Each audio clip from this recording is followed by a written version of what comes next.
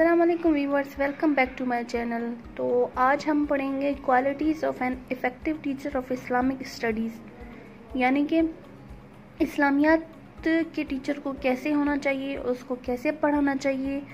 तो ऐसा टीचर जो सही तरह से पढ़ा सके इस्लामियात और आम टीचर्स के लिए ये खसूसियात होनी लाजमी होती है, इसके बारे में हम अभी पढ़ेंगे। तो जो इसमें पहला ऑप्शन है बीइंग हम्बल, यानी कि इस्लामियात के जो टीचर है उसको जो है आजिज़ी इख्तियार करनी चाहिए, उसको जो है आजिज़ी से पेश आना चाहिए। उसके बाद हमारे पास है कि शोइंग काइंडनेस, यानी कि टीचर को मेहरबान होना चाहिए, अपने स्टूडेंट के साथ रहमदिल होना चाहिए। कुछ टीचर ऐसे होते हैं कि वो जो है बस सोचते हैं कि मुझे बस पढ़ाना है, अपना टाइम पूरा करना है और उसके बाद जाना है क्लास से। तो ऐसा नहीं करना चाहिए। टीचर को चाहिए कि वो स्टूडेंट की तरफ तवज्जो दे, रहमदिल बने, उसके मसले को समझे स्टूडेंट के मसले को समझे और उनको हेल्प करे पढ़ने में, आगे बढ़ने में। उसके बाद है कि being patient in the answering the question.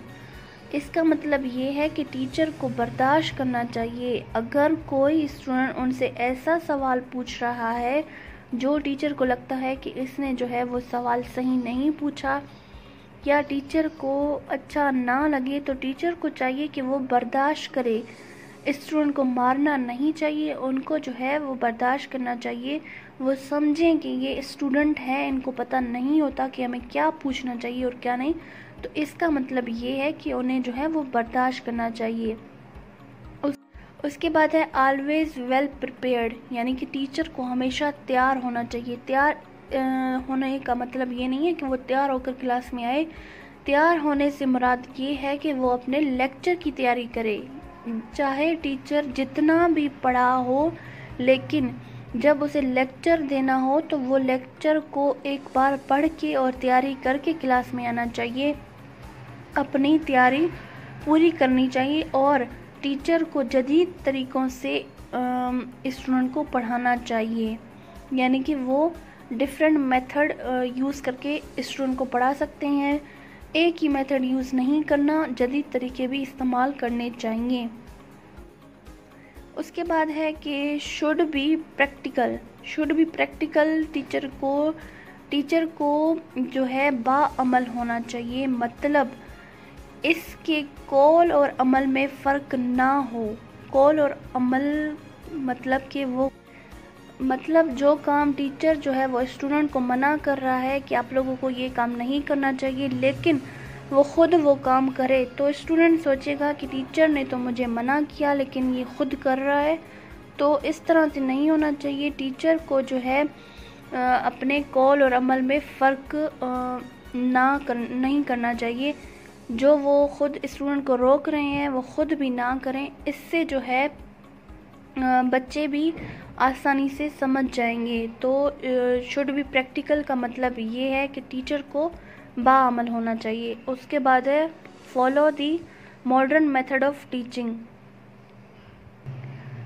Follow the modern method of teaching का मतलब ये है कि नए चीज़ों को फॉलो करना, यानी मतलब 2 साल पहले जो तरीका था टीचिंग का वो टीचर को नहीं अप्लाई करना चाहिए। टीचर को जदीद तरीक़ों से स्टूडेंट को पढ़ाना चाहिए। उसके बाद है जस्टिस एंड इक्वालिटी का मतलब ये है कि टीचर के लिए ज़रूरी है कि वो हर स्टूडेंट में बराबरी का दर्जा रखे, यानी कि वो इंसाफ करे हर स्टूडेंट में। ये नहीं कि ये बच्चा जो है वो ज़्यादा पढ़ रहा है या ये बच्चा जो है वो ज़हीन है तो मैं इसको और ज़्यादा पढ़ाऊँ। नहीं, टीचर को जो है इंसाफ करना चाहिए, सही तरह से सबको पढ़ाना चाहिए। उसके बाद है be aware to the psychology of student, यानी कि स्टूडेंट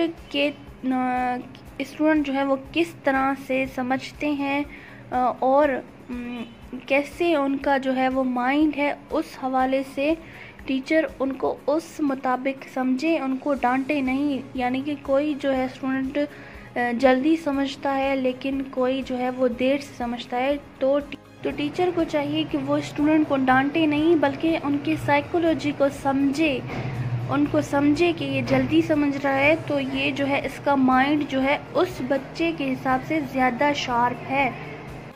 उसके बाद हमारे पास आता है कि पंचुअल यानी कि वक्त का पाबंद। टीचर को वक्त का पाबंद होना चाहिए। टीचर को चाहिए कि वो वक्त पर क्लास में आए। अगर टीचर वक्त पर आएगा तो स्टूडेंट भी टीचर को देखकर वक्त पर क्लास में आएंगे। फिर हमारे पास है पॉजिटिव। टीचर को हमेशा स्टूडेंट के नफ़े का सोचना चाहिए, यानी कि वो ये सोचे कि मेरे जो स्टूडेंट हैं उनको नफ़ा पहुँचे, नुकसान नहीं। यानी कि हर टीचर को चाहिए कि वो पॉजिटिव तरीके से अपने स्टूडेंट को डील करे, उनके फ़ायदे का सोचे, नुकसान का नहीं। जी, तो ये रहा qualities and effective teacher of Islamic studies, यानी कि एक इस्लामिक स्टडीज़ पढ़ाने वाले टीचर की क्या खसूसियात होनी चाहिए। तो इस हवाले से आज का लेक्चर था। उम्मीद है आप लोगों को समझ आया होगा। Thanks for watching. अल्लाह हाफिज़।